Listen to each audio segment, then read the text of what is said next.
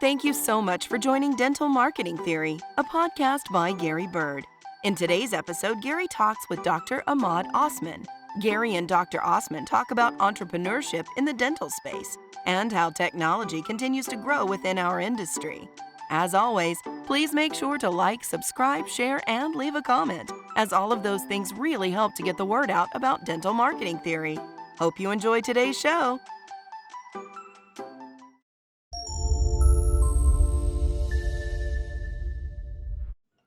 All right, Kareem, we are live. Good to have you on today. Thank you, Gary. Nice to be here, man. Thank you for having me. Yes, sir. Yes, sir. Absolutely. Well, I'm really excited to learn about you and your company. But first, I wanted to start with how did you end up in the dental industry? So it's funny because my parents they're from Egypt, and growing up with in an Egyptian household, if any of our viewers or listeners are tuning in, you kind of only have like two options when you're growing up. So they tell you can either become a doctor or you can become a doctor. So they give you a lot of freedom in the choice of your career. So kind of growing up, that's what my parents wanted me to become. I was actually headed to medical school. And I had a buddy of mine in college who was doing pre-dentistry at the time, and he was working at an office. And he's like, "Listen, man, if you want to make some extra money, like we were still in college, like on the side, like you can get some like hours of shadowing and stuff like that. Why don't you come and check it out?" So I went. I shadowed with him for a few months. I loved it. How old were And you around that time? junior year in college, Got it. so probably And you like were in the U.S. at that time or in Egypt still? yeah, I would no, I'm born and raised in the U.S. Okay. Yeah, my parents immigrated here like probably like 35 years ago. Got it. So for them, education it was all about Yep. education and just seeing me and my sister get the absolute best education possible. That's why they left Egypt to come here because there's opportunities here. Over there. You can graduate, you can be a doctor, but there's no guarantee that you'll even Yeah, land a job in your profession. It's sad, man. So it is. Yeah. You're the um, second. Last week we had a guest, same thing, different part of the world from India. Same exact statement that I was either going yeah, to had to start a business or be a doctor. So those were my two yeah, choices. So yeah. So yeah, I took the test. I got into dental school, and kind of the rest was history. Um, And how did you go from going to dental school to starting a tech company? I always tell everybody that I'm an entrepreneur by heart Okay. and dentist by profession. I actually used to flip houses in college. I used to. I took some courses on how to build new construction, flip houses. I had a buddy of mine. He's always posting like these crazy checks he's making every couple of months. And I actually took one of those courses. I learned a lot. We flipped and built 8 houses when I was in college, and then Oh my wow. first year in dental school. And Eight then houses? That's yeah, crazy. yeah, it was crazy. All my friends would always be going out to lunch, dinner, whatever, and I'm like, no, I gotta go meet with the The landscaper, contractor. Yeah, like yeah. that, and. So it was fun times. And then I actually graduated from dental school in 2016, NYU. I worked for a year for a DSO. It was actually the same job that I used to work for and I used to shadow. So they kind of gave me like a nice plug when I graduated. I was able to work there. The team was awesome. Everything was cool, but just I kind of saw the different side of things when now you're a provider, and this particular DSO, they just operated in a way that I wasn't the most fond of. So I kind of did my 1 year term with What what them. what didn't you like about it? Like what was contrary to? So for example, if a filling is deep, that doesn't mean it's a root canal. You have to try to save the tooth. Sometimes they don't see things the same way. Like, hey, if it's a deep filling, most likely this tooth is going to need a root canal. My philosophy is, well, when it needs a root canal, we'll do a root canal. Hmm. I'll tell the patient, hey, watch out. This is a really deep filling. It's close to the nerve. There's a 50-50 chance that it might flare up. If it flares up, we'll do the root canal. Hmm. If you want to do the root canal out of a preventative nature, or if you want to, you want to be on the safe side, I'll Yeah. always give them the option. I'll tell them we Yep. can do it now. But in my professional opinion, it's a 50-50 chance, Hmm. and doing a root canal isn't necessarily a good thing for, long-term prognosis for this tooth. And I would leave that decision to the patient. So things like that. Yeah, that Sometimes makes if a sense. tooth has a bigger filling, they want to do crowns on every single tooth. In school they teach you it's all about conserving natural tooth structure. And Mm, I hold those values really dear to me. Like your name, your being ethical. That is the definition of integrity. hmm. And once you lose that, you have nothing. Yep. So I did my term. I kind of did things my way. They weren't too happy about it. So then at the end of the year, we just said, like, it's best that we probably don't continue working with one another, even though I had a great relationship with them. It just Yeah. wasn't my style of making money. I Yeah. don't need to make money that way. Um, so I actually left dentistry for an entire year after that. My buddies have been bugging me to get into crypto ever since Bitcoin was like $200. I'm not even joking, Ooh, man. should have listened. And they told me like, we told you before, because I was telling them, I was like, listen, this job, I'm not happy with it. I have all these loans from NYU. And they're like, this is your Bitcoin was like $700 at that time. They're like, this is your last chance to get in before crypto goes to 10,000.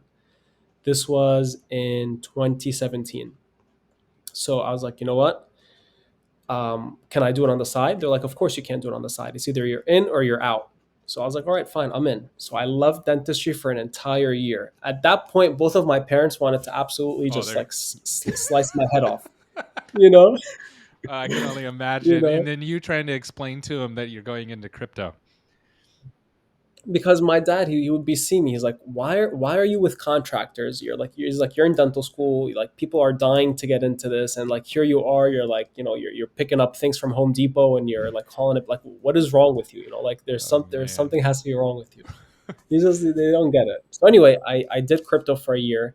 I was super fortunate enough to be able to not only pay off all of my loans. Hmm. I actually started with like 25K, and I made over $2 million in the course of that year. So you Um, got in like before the big push. yeah, and I was a big day trader too. Like I would literally be up, because the thing is, what a lot of people don't know about crypto is that it's not like the stock market where it closes at 5 p.m. Yeah, it's You know, 24/7. America goes to sleep, China wakes up. So you Yeah. can have a lot of profit. You go to sleep, China wakes up and it sells, and then like they dump the market, you lose all your money. Yep. So you have to be on it 24/7. So I paid off all my loans. I opened up my own startup in 2019, and it's been amazing, man. It's been a lot of hard work, but it's nice to be able to do things on your terms, and kind of create that exceptional patient experience that I think a lot of the younger dentists, a lot of the new dentists, they really want to create for their patients. Yeah. So then you made $2 million. So did you kind of get out of crypto and say, hey, I'm going to move into something else?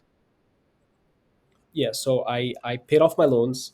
I opened up the startup, and then I thought that, what, I have like a little bit of, like about $1 million left over. I can just kind of let it ride.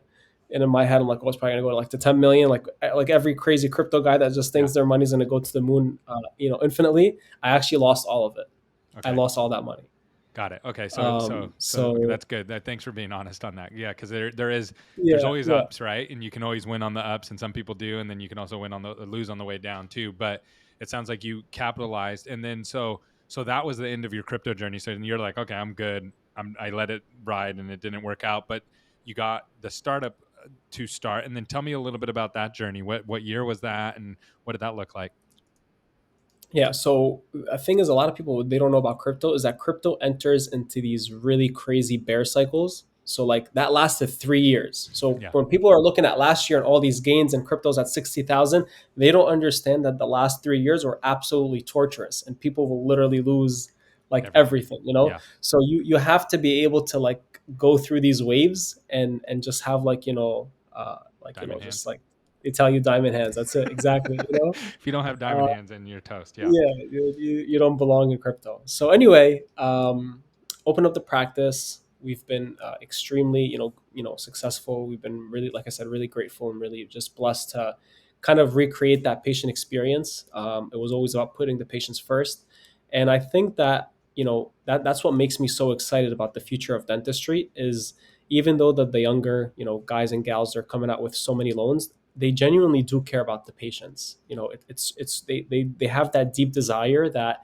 we really want to provide an exceptional quality of service to our patients, from a comfort perspective, from, a quality of work perspective, from, taking care of your team members. Not every single dentist is like that, but a good Yeah. majority of them are, so I'm really happy that, I get to see that. For me, what hurts me a little bit is that attending school right now, the sky is through the roof. Yeah. Taking out loans to open up a Yeah. practice. Unfortunately, a lot of $500,000 is dentists. not abnormal to come out of school with debt. Yeah, and they get taken advantage of, man. There's a lot of vendors that take advantage of you, and it's Like, what do you tough. mean? Like, what do you So, mean by that? Vendors that take advantage? Like, what have you seen? like people that charge you $80,000 for cabinets, and they convince you that, hey, you need to pay $80,000 because these cabinets are waterproof. There's no such thing as waterproof That was very cabinets. specific. Okay, I was not thinking that. That was very, very specific. Okay, cool. you Um, know. and then, yeah, no, I totally get what you're saying. Just because then you need to get a loan. So you're $500,000 in debt. Then you're going into school. You go to start a business. Probably going to have to go another $500,000 in. And sometimes Easy. people grab off the shelf there and take advantage of the situation. And then now you have a lot of pressure on you to make sure that you perform, and that's where people can fall out of taking care of the patient and just trying to pay the bills. I can see Absolutely. how that cycle can happen. So tell me a little bit about Kasper. Like, so you started it, and what was your goal with it when you first started it? Sure. So we were using a lot of different platforms in the office, like patient communication, voice over IP, online scheduling, analytics, and every single one of those services is a different provider that usually comes with a $200 to $500 monthly bill. So I'm always on these groups online, and I'm like always seeing people like, why can't there be an all-in-one? Why can't there be an all-in-one?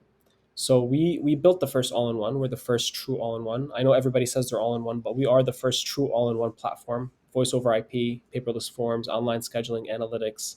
We just did a partnership with Swell. They're built into our platform for reviews, um, and we actually cover the costs of Swell for an entire year for anybody that signs up with us.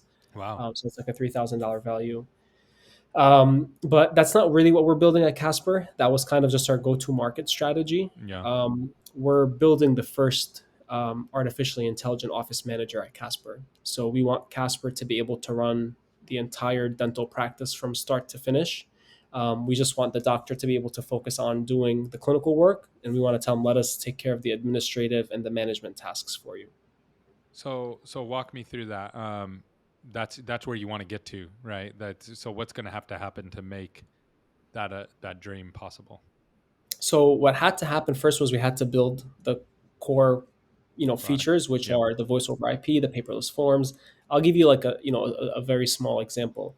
Um, you know, let's say you get a missed phone call. Let's say you have a business, any business. It doesn't matter what business is it, and you get 10 missed calls in your place of business throughout that day. Do you really know if your team members called, or your employees, if they called back those customers or those patients? You really don't, unless you're really like, Yeah. maybe one in Especially a at scale, thousand. especially if you have 3 or 4 practices, then it's You can't. impossible. Yeah. It's impossible, right? So, Casper will automatically assign tasks to team members. You get a missed phone call, you get a task that's automatically assigned to you. Hey, call this patient back. So is this like a project? You're talking about this is like a project management platform as well? Yeah, Got it. we call it a productivity platform. Got it. So we really wanted to find a new word since everybody's saying all in one. So we tell offices we're a productivity platform. They're like, well, what does that mean? And then Yeah. when we explain it to them, we want you to be more productive. We actually tell teams we want them to work less and, be able to maximize their time. It's not about, hey, this thing is on top of you and it's breathing down your neck. No, I actually just want it to guide you into making the right decisions so that you don't have to worry about getting too much heat from, the owner or whoever's, running the office. Just, you know trust the process, trust the system, and we'll help you get whatever you need to get done in a timely manner. So how does does Casper have to be trained? So if I'm a doctor, do I come in and say, these are the productivity things that I need to have added in? We use ClickUp for our company. And so in ClickUp, we build out templates that we have to go in and build, right? And they have frameworks that we can work in, but for the most part, we're going in and we're creating something from nothing inside of that platform that allows us to do that. Or the other option is sometimes you can have like a project management tool that has everything preloaded in it, right? And it's like step 1, step 2, step 3, step 4, right? And you can have it all built out. Where does Casper fall on that So timeline? it falls into the second one where we're kind of preloading the functionalities the way we see best fit based on best practices that are taught in the industry. Got it. But over time, we want it to start learning behavior of users. Like we track things like procedure times. So we're going to be tracking that per provider, so we can be able to Mm, come to a practice after 6 months and be like, hey, your hygienist, she needs 45 minutes to do a cleaning. She mm, needs 1 hour to do a comp exam, or this dentist, it takes him an hour to do a root canal. Instead of putting people down, I actually want to, if there's an associate that it takes him or her 2 hours to do a root canal, that might not be the best use of their time. We're not saying they're not good at it or whatever. We're just saying, like, if I can show you that in 2 hours you were able to do 10 fillings, but it took you 2 hours to do a root canal. Number one, that wasn't the most pleasant experience for the patient, having to sit yep. there for 2 hours and keeping their mouth open. It wasn't the most productive for you from a financial perspective, you know.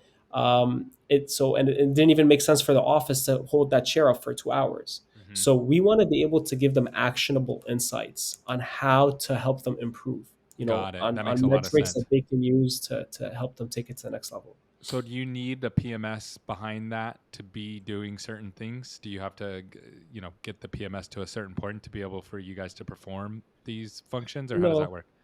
No, we have our own data warehouse where we're collecting data and we're storing it and filtering it based on different parameters and different information, how we organize the data, and then we present it to the doctors. Right now, we only integrate with Open Dental. Got it. And the reason for that is we know that 7 out of 10 new startups, they choose Open Dental. Yeah. Um, you know, we're not opposed to integrating with other platforms, but as our go-to market strategy, we really just wanted to focus on our core audience, which is the younger practice owners. Got it. And so did this develop out of your just want, as you were building the practice? This is, you're building basically what you would have wanted as a dentist, right? Yeah, I being that I like to consider myself like someone who's like a serial entrepreneur. I love business. I love building things. I have really low risk tolerance. Most people, they kind of like to take baby steps. I'm like, show me the top of the staircase. That's where I want to start. Um, with all of that said, opening up the practice kind of kicked our butt. It's really tough. It's really, really hard to manage and build a really successful practice. There's just so many moving things. So imagine you're graduating from dental school. The average dental school curriculum has less than 2% dedicated to business management. So less Wow. than 2% of the entire curriculum is dedicated to practice ownership. And that might be sprinkled in like D1, D2. So by the time you graduate, you don't even remember anything. You barely remember what you did last semester. And now they want you to remember some vague concepts that they sprinkled on you in like your second year of your dental school. Um, so it's really, our whole thing is we want to empower doctors. One of the things that really upsets me is that going through dental school was absolutely the worst 4 years of my life. It is freaking brutal. It is so difficult. It is so consuming. Like there's so much that you have to put in to make it through that experience. So dentists, when they graduate, they're very smart people. Yeah. We're not stupid. They're extremely intelligent. When we're treated by some of these like coaches or consultants or even like industry leaders, and they kind of make you feel like you don't know anything. That's what where we kind of wanted to say, like, no, we So want to like work walk me with through coaches. We want walk to me work through how with you're solving. consultants. Yeah, let's talk about that because I think that's a big one. So Sure, walk me sure. through how you solve that, right? Like how are you solving this and empowering the dentist so they don't get put in those positions? So, for example, I want them to be able to make smart decisions at the end of the day. So, for example, let's say your hygienist, you're paying her $50 an hour, okay? And she comes and she tells you, I want to make $65 an hour, right? I read on some Facebook group somewhere that doctors in California are paying their hygienist $65 an hour. I think I deserve $65 an hour. I want to take the emotional out of decision making. So emotionally, a dentist might hear that and be like, screw you, you're fired. I'm not going to give you, that's all you're going to get. But that's not what a smart business person does. A smart business person will actually look at the facts and they're going to make a decision based on the facts and not on the emotions. So if we have a tool where I can show the doctor, well, this hygienist that's asking you for $65 an hour, she's actually producing on average $150 an hour for you. So is that the smart thing to do, is to let her go? And the national average might be $120 an hour. So if I already have a superstar who's already producing 20 or 30% higher than what the national average of what a hygienist produces per hour, she deserves $65 an hour. Why should I say no to that? That's where we're going with Kasper, is that we empower doctors to make decisions based on facts, not Yeah. based on emotions, not based on what they think, no, these are the facts. The decision is clear. So now when I'm talking to this hygienist, you know what? You deserve it. Or you know what? I can't do it because look at where you are compared to where I need to be. Yep. So help me with this then, because this is, I think, a big problem in the dental industry, is that you have tons of numbers, right? We have numbers coming out of the ears in the dental space, but there's also a lot of data integrity issues, meaning when you look at a number, it's not always the actual number that you should be looking at, right? Or that it's a little more complicated, right? Even if you just look at accounting, if you're doing cash basis or accrual, right? And it's like you end up in these totally different places by looking at the numbers through two different ways. How does Kasper help with that, or how are you guys tackling that problem? So we're really anti information overload, and we say that really carefully because we don't want to be known as a platform that has 400 different reports, because we say, hey, this justifies our fee. You mean you And don't want to be like a company that has so much information that you have to hire another company to sort through the exactly, information? Okay, got it. exactly. And we say that in the nicest and the most respectful way possible. Yeah. You know, so we want to give you, like I said, things that actually matter. You know, as a business owner, there's always things that can be fixed. There's always places on where you can improve. But, you know, at the end of the day, there are core things that are priorities. So for example, if I have 3 cancellations today, that is the priority, is that for me to fill in these 3 canceled appointments today. Yeah, because you're never All going to of get these that other back. Yeah. hypothetical things, Yeah. sure, we need to give the team right now a solution so that they can fill the doctor's schedule for today. So we prioritize it based on that. Is that, you know, what can we do today to help you get an ROI today? What can we do at the end of the week? What can we do at the end of the month? What can we do every quarter? What can we do at the end of the year? But it's a plan. There's a strategy. There's a clear roadmap. Hey, doc, this is how we're going to help you today, next week, next month, this quarter, these first 6 months, this year. So then when you're doing your year over year review, I helped you get better in baby steps. It wasn't just an overwhelming, here's 400 reports, hey, go figure it out. And then you're just sitting there scratching your head and you still have all this other crap that goes on in the office, and it's overwhelming, you know? Yeah. Yeah, I love that. So where do you see like the future? So not your current state. That's a good explanation of where you guys are currently at. What do you think the future state looks like? The future state is we want to be able to tie patients, teams, and doctors into like a harmonious sync.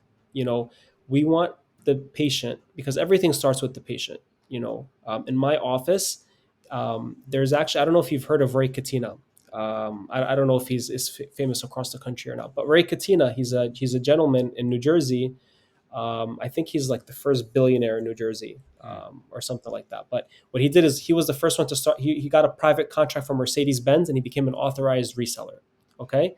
The largest Mercedes Benz dealership in the tri state area.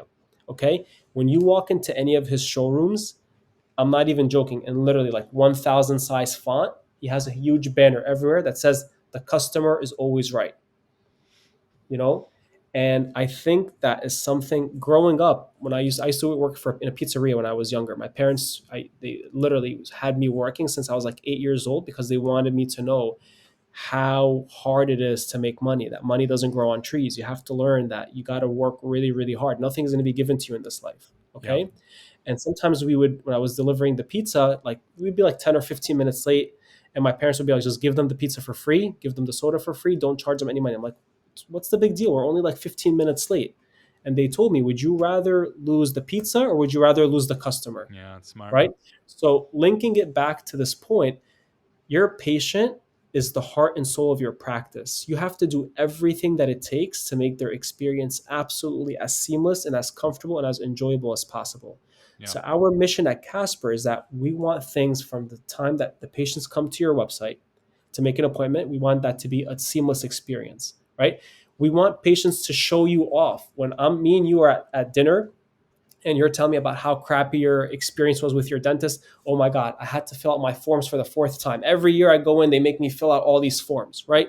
And then making an appointment, oh, I have to call them and I have to submit a form online and they have to call me back. And the times that I asked for aren't even available. I'm like, Gary, what are you talking about, man? My dentist, it's so easy. I just go to their website. I can make an appointment in like 30 seconds. They send me all my forms. By the way, somehow, I don't know what they do, but somehow like all my information is always stored. So it never makes me put my information in over and over again. Like, dude, I think you need to find a new dentist. It sounds like your guy or like, whoever you're seeing, she might be like really outdated. There's, there's that whole experience factor that patients will actually rave about you.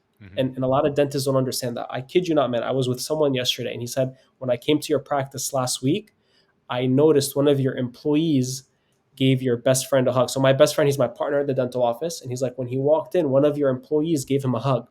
And he's like, when I see that from the outside in, I can see what type of environment that you guys have. When employees are hugging each other and they're happy to see one another, you don't need to tell me that you guys care about creating safe and fun work environments because I see it. Yeah, it's organic. Yep. So we want to empower patients, we want to empower doctors, and we want to empower team members. We want team members to feel like, you're not crazy. Hey, guess what? We know there's a lot of crap that goes on in the office. And I actually, when I'm doing a lot of demos with dentists, I'm like, you have to understand, you have to make your team feel appreciated. When things go wrong, you can't be the first one to tell them, what the hell? Why? Guess what? Well, for the other 365 days, they were doing a good job. Yeah. That one day where things slipped, and you never thanked them, by the way, for those full 365, you never said thank you for doing a good job. But that one day that something goes wrong, like you're the first one to come out with all these complaints. And that's not that, like, we want to empower teams. I want to empower doctors. I want to change their way of thinking so that, because patients, that's what patients see. When you're with your assistant and every single time your assistant hands you something, you say thank you. When you're done with that procedure and you thank your assistant in front of the patient, that's what patients leave with and remember. And then, they will literally tell the assistant, is he always that nice with you guys? Or is it just like when patients are only around? So we want to empower people to just be genuinely good and enable them and empower them. That's our goal with this platform. Enable patients, enable teams, enable doctors to help take the profession to the next level, because you can make a lot of money in dentistry. I see a lot of people saying things online all the time, like, this profession sucks. I would never tell my kids to join it. Listen, man, your attitude is everything. Yeah. Whatever you tell yourself, that is exactly what you're going to find. If you're always a negative person, you're always going to have negative things. Yep. If you're always a positive person, positive things will come to you. Yep, that's true. Question. You started the Dentist of America, is that right? Yes, building it right now. Tell me a little bit about that. So we're building the first master class. I'm sure you're familiar with master class. We're building the first master class for dentistry, where I actually started a group back in COVID. It was called the Dentists of America, and it grew to like 900 members in 1 month. And it would be me in my pajamas talking for an hour and a half on how to find a location, or how to negotiate your lease, or how to get contractor bids, or how do you select your equipment. And these were like an hour and 15 long videos, Facebook Lives, and I'm getting like 600-700 views, 100 comments.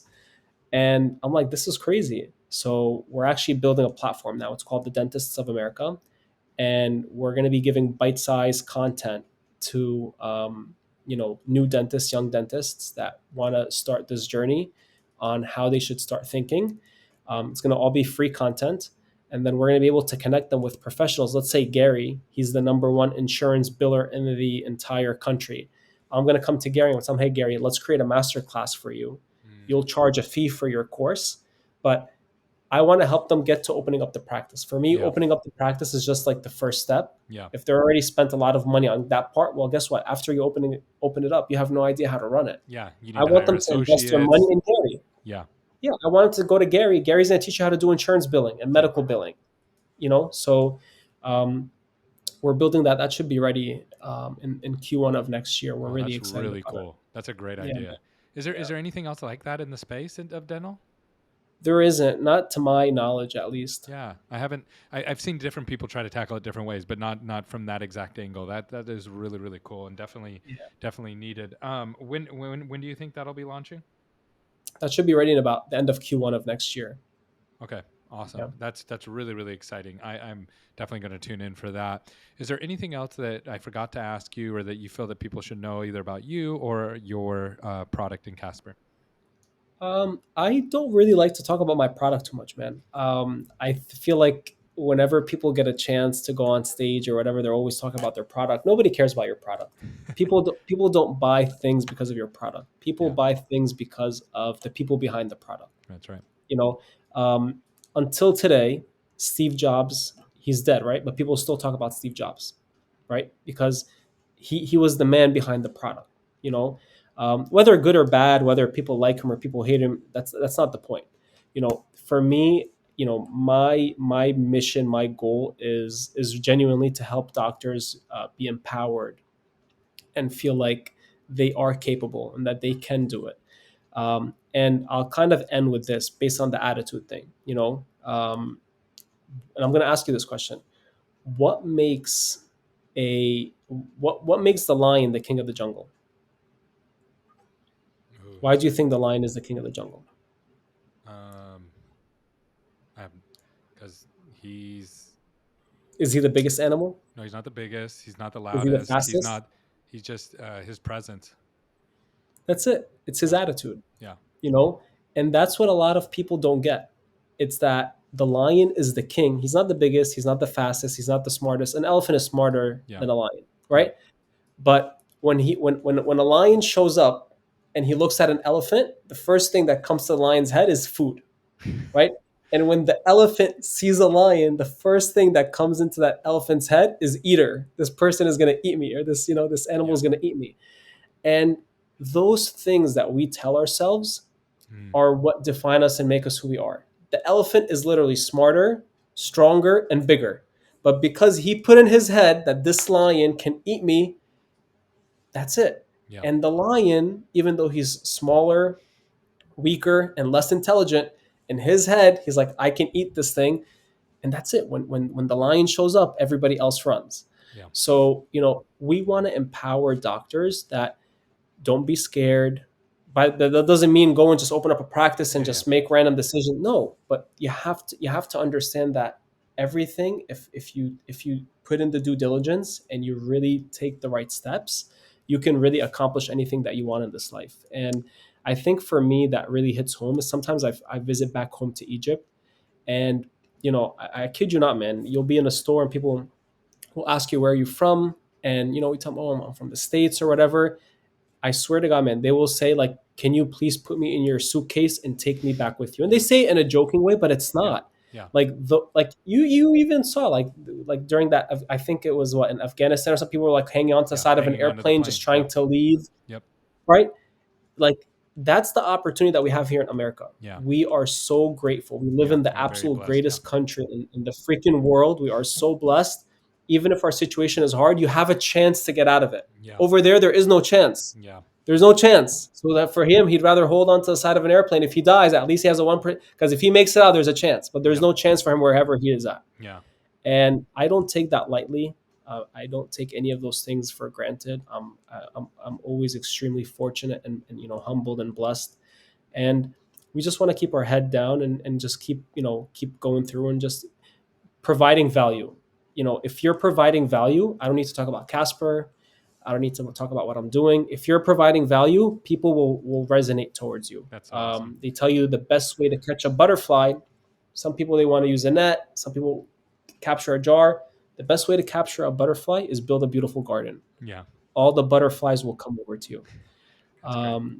So yeah, man, that's what we're doing at Casper and Dentists of America, and we're just enjoying the Building ride. beautiful gardens. That's awesome, man. I really, that's very, very true. And I'm 100% with you. Now, if someone has questions about Casper, how can they get in contact with you or learn more about if the Casper would be a good fit for their practice? Cool. They can shoot me an email, ceo@meetcasper.com. Um, they can go onto our website, meetcasper.com. We have a really cool site. They can learn more about our product. And if somebody just wants to shoot me a message and say, hey, I need help with my startup, I don't plan on using Casper, I don't want to talk about Casper, that's totally cool too. I coach and mentor so many docs for free. Um, and it's literally no strings attached. I'm just happy to see them go out there and not make some mistakes, and just build their dream, see their dream come to life. That's awesome. Well, thanks so much for coming on today. I really appreciate it. I learned a lot and I really appreciate your attitude and your perspective. It's very uplifting. Gary, I appreciate you, man. Thank you so much.